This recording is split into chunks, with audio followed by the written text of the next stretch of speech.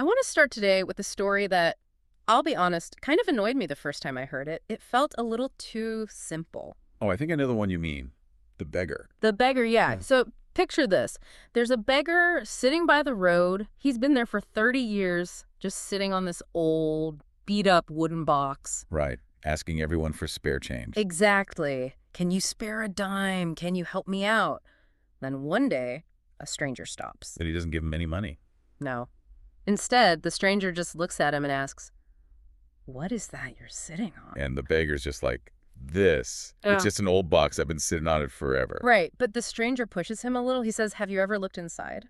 The beggar says no, but he eventually pries the lid open, And it's full of gold. completely filled with gold. Yeah. And yeah, that story really is the perfect entry point for what we're diving into today. It really is. I mean, it encapsulates the entire message of the book. The thesis is that we are that beggar. We're sitting on this infinite treasure of peace and fulfillment, but we're frantically looking outside ourselves for scraps. We're sitting on gold, but begging for pennies. Welcome to the deep dive. Today, we are unpacking a book that has, I think you could argue, defined modern spirituality for the last 25 years. The Power of Now by Eckhart Tolle. This is a heavy hitter. It started out small, in bookstores in Vancouver in the late 90s, word of mouth only. And then it just exploded. Oh, Yeah, you picked it up and it went global. But I think it's important to say up top, this is not light reading. No, not at all. Because when you hear a title like The Power of Now, it sounds like, I don't know, a slogan for a mindfulness app. Right, like just relax and enjoy your coffee or something. Yeah, but that is not what Tolle is doing here. Not even close. Yeah. It's a radical guide to dismantling who you think you are. Mm-hmm. He's talking about deconstructing the false self, the ego, to access a state of being where suffering literally cannot exist. See, that's where I get a little skeptical. Ending suffering, it sounds like a snake oil pitch. I mean, we all suffer. It's part of being human. You stub your toe, it hurts. But that's a crucial distinction. Tolle would say that pain is inevitable. Of course it is. A broken leg causes physical pain. But suffering, he argues, is optional. Optional. He says suffering is a dysfunction of the human mind. He actually goes so far as to call it a form of insanity. Insanity is a very strong word. He uses it deliberately. He says most of us are possessed by a voice in our head that we cannot stop. Okay, let's unpack this voice in the head, because I think most of us just assume that voice, the one narrating our day, complaining about traffic, rehearsing arguments, we assume that's me. Right. And Tolle says that's the fundamental error. It's why he challenges that famous quote from Descartes. I think, therefore I am. He says that's wrong. He says equating thinking with being is the root of all our problems. Thinking is just a tool. It's a survival machine. But for most of us, the tool has taken over. We don't use our minds. Our minds use us. That's a scary thought. It's like being possessed and not even knowing it. But how do you tell the difference? Like if I'm thinking about what to cook for dinner, that's useful. Totally. That's the tool working. But what about when you're lying in bed at 3 a.m., replaying some embarrassing thing you said 5 years ago, and you literally can't stop? Yeah. That's not useful. That's what he calls the phantom self, or the ego. The ego. Yes. And the ego is just a sense of self that's derived entirely from mind activity.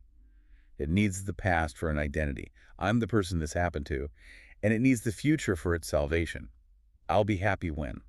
So it's always looking backward or forward. Exactly. It cannot survive in the present moment. The ego is terrified of the distance.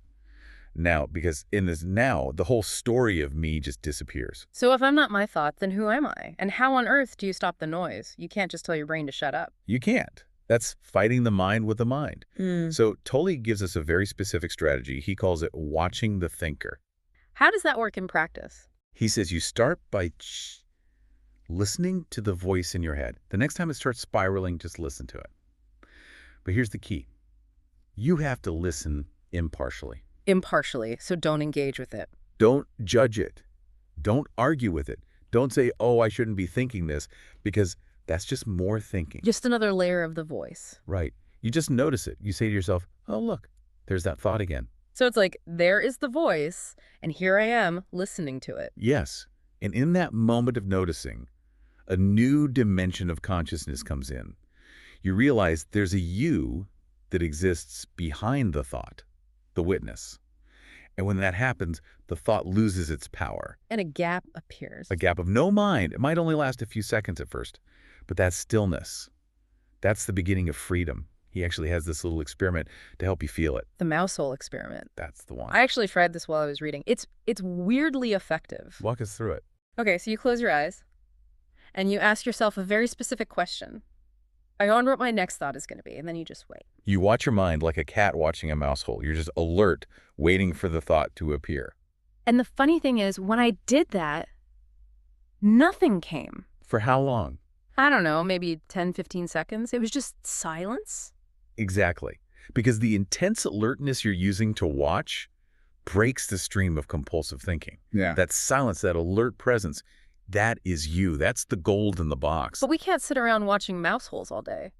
And this brings us to the biggest hurdle for me, and I think for most people, the idea of time. Tolle just drops this bombshell. Time is an illusion. Come on. I have a calendar. I age. How can time be an illusion? This is where it gets really interesting and where a lot of people get tripped up. He isn't saying clocks don't exist. He's talking about psychological time. The past is just a memory trace, and the future is just a projection in your mind. Okay, but things happen. Yes, but when do they happen? Everything that has ever happened, happened in the now. Everything that will happen in the now. Yeah. The future never actually arrives. That's a fair point. When it gets here, it's just now. It's always now. But this is where he makes a crucial distinction that makes it all practical. He splits time into two types, clock time and psychological time. Okay, break that down. Clock time is practical. It's using time as a tool. You book a flight for next Tuesday. You learn from a mistake you made yesterday. You need clock time to build a bridge or cook dinner. That's functional. Totally functional. Huh. The problem is psychological time. Which is... That's when you make the past or future part of your identity. Dwelling on the past, creating guilt or resentment, or projecting into the future, creating fear and anxiety. So, I need to pay the electric bill by Friday. Is clock time. But oh my God, what if I can't pay it and my credit score drops and I'll never buy a house and I'm a failure? That's psychological time. Precisely. The bill is a situation in the now. The spiral is a fictional story about a future that hasn't happened. He says fear is just too much future, not enough presence, and guilt is too much past, not enough presence. And the solution is what he calls the narrow gate. The narrow gate. You narrow your life down to this single moment. And he has this great question. If you look at just right now, not 10 minutes from now, not tomorrow, do you have a problem? Just sitting here talking to you? No, I'm fine. Right. Usually the answer is no. You might have a situation to deal with, but it only becomes a problem when the mind starts spinning a story about it. That's incredibly liberating, but there is something in us that fights this, isn't there? Sometimes I feel like I almost want to hold on to the anger. He calls this the pain body. The pain body is one of his most powerful concepts. He describes it as an energy field of all your old, accumulated emotional pain that you haven't fully processed. Like a parasite. That's a very visceral image. It's a good one, though. For most of us, it lies dormant, but then something triggers it. A stray comment, a bad mood. And when it wakes up, it's hungry. And what does it eat? Negative energy, More. drama, anger, grief, violence. When the pain body takes over, you might pick a huge fight with your partner over nothing. Oh, definitely. Or you see people online just tearing each other apart. It feels like they just want to be angry. They're feeding each other's pain bodies. And the trick is, when it takes over, you think it's you. You think, I have a right to be this furious. So how do you stop it? Because he says you can't think your way out of it. Right. His analogy is brilliant. Trying to use your mind to get rid of emotional pain is like the chief of police trying to find an arsonist when the arsonist is the chief of police. Your mind is the arsonist. Okay, so how do you starve the parasite? Disidentification. You have to catch it when it wakes up. You feel that surge of irritation. Instead of acting on it, you shine the light of presence on it. You just observe it. Ah, the pain body is active right now. And you don't judge it or push it away? No, because if you fight it, you feed it. You just observe the energy field inside you. The pain body cannot survive being watched. It cuts the link between the pain and your thinking. It seems like we're building a toolkit here, watching the thinker, observing the pain body, but then he goes even deeper into these portals to the unmanifested. Which sounds very esoteric, I know. It does. But it's actually super practical. The unmanifested is just his word for the source, pure being, God, whatever you want to call it. And the portals are just simple doorways to get back there. One of the most practical ones, which I found really helpful, is the inner body. Yes. This is great for when your mind is just too loud for the mouse hole trick. You shift your attention from your thoughts into your body. Let's try it right now. Okay. Can you feel the life energy inside your hands? Don't look at them, just feel them from the inside. A tingling, a warmth. Yeah, if I focus, I can feel a kind of, Now your feet, your abdomen. It's funny, when you're trying to feel the inside of your hand, you really can't be thinking about your taxes at the same time. You can't. It anchors you in the now. And Tolle claims this actually has physiological benefits like strengthening your immune system and slowing aging. I'll take it. Another portal he talks about is silence. Yes. We're so addicted to noise. He says to pay attention to the space between things. Listen to the silence underneath the sounds. It's like looking at the night sky. We see the stars, but we never really notice the vast emptiness that allows the stars to even be there. Exactly that. Silence isn't nothingness, it's a presence. And the last portal, which I think is so relevant today, is conscious waiting. Oh, this is a game changer. Think about how much of our lives we spend waiting, in line, in traffic, for a website to load. And it's usually torture. Because we're rejecting the present. We're saying, I want to be in the future, not here. Right. That creates so much stress.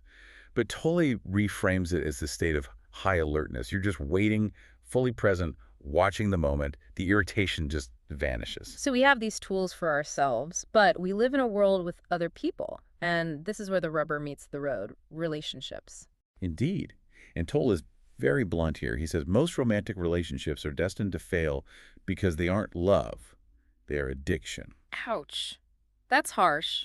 I can imagine people getting defensive hearing that. It is harsh, but think about the mechanism. The ego always feels a sense of lack. We fall in love, and suddenly this other person makes us feel whole. They're like a drug. And then the drug wears off. Right. The partner is just a flawed human, and they stop meeting our needs, and then the love instantly flips to hate. Which proves it wasn't really love in the first place. Exactly. True love doesn't have an opposite. What we call love is often just the ego fixing its neediness. When the partner stops fixing it, the pain that was always there resurfaces, and we blame them for it. So how do we have what he calls an enlightened relationship? You stop using the relationship for happiness, and you start using it for consciousness. Okay, use it for consciousness sounds nice, but what does that actually look like when your partner is yelling at you? It means acceptance. You accept them as they are, and you use the relationship as a spiritual practice. If your partner is acting unconsciously, maybe their pain body is active, you hold the space. You don't react. You stay present. You don't get drawn into their drama. You don't. Unconsciousness can't survive in the light of presence. Your non-reaction is the most powerful agent for change in the relationship. He makes a specific point about gender here that we should touch on. He says women might actually have an advantage. He does. He argues women are often more in touch with the body and feeling, where men can get trapped in the mind. But he also talks about the collective female pain body. The idea of accumulated pain from thousands of years of subjugation. Yes. And he suggests that for many women, menstruation can trigger this collective pain. It can be a time of overwhelming emotion. But he reframes it as an opportunity. A massive opportunity. He says if a woman can stay present during that time, observing the pain rather than being it, it's a powerful time for transmutation, a chance to dissolve not just personal pain, but collective pain. That's a fascinating way to look at it. So bringing this all together, the central message is that we create our own suffering, and the exit door is right here, right now. That's it. We spend our lives waiting for something to happen. But the now is the only thing that's real. As he says, nothing ever happened in the past. It happened in the now. Nothing will ever happen in the future. It will happen in the now. It kills the excuse of, I'm not ready yet. Precisely. You can only be free now. It's all about realizing you are not your mind. You are the awareness behind it. So what does this all mean for the listener? We've covered a lot of ground. It means we have a choice. That's the empowering part. We're not victims of our thoughts. We can choose to feel the inner body in traffic. We can listen to the silence. Every moment is a portal. And it's not about becoming a zombie. It's about not being used by your thinking. Right. You still use your mind. You plan, you work, you analyze. But when the task is done, you put the tool down, you go back to being. I want to leave everyone with one final thought from the book that really stuck with me. It's probably the most provocative line in the whole thing. He says, the secret of life is to die before you die. Die before you die and find that there is no death. It sounds terrifying on the surface. What does he actually mean? He means letting the false self, the ego, your personality, your history, letting all of that dissolve while you're still physically alive. We're so afraid of losing our story. We think we are our story. Exactly. But if you let that mental construct go, you realize there's something indestructible underneath. You realize your essence is life itself, and that can't die. So you stop fearing death because the part of you that can die, the ego, is already gone. And what's left is just the radiant joy of being, the gold in the box. So here's our challenge to you. The next time you feel that flash of irritation or you catch yourself rehearsing an argument or you're just waiting in line, try it. Watch the thinker. Be the cat at the mouse hole. See if you can find that gap of stillness. It's always right there. You might just find the treasure you've been sitting on this whole time. Thanks for diving deep with us. We'll see you in the know.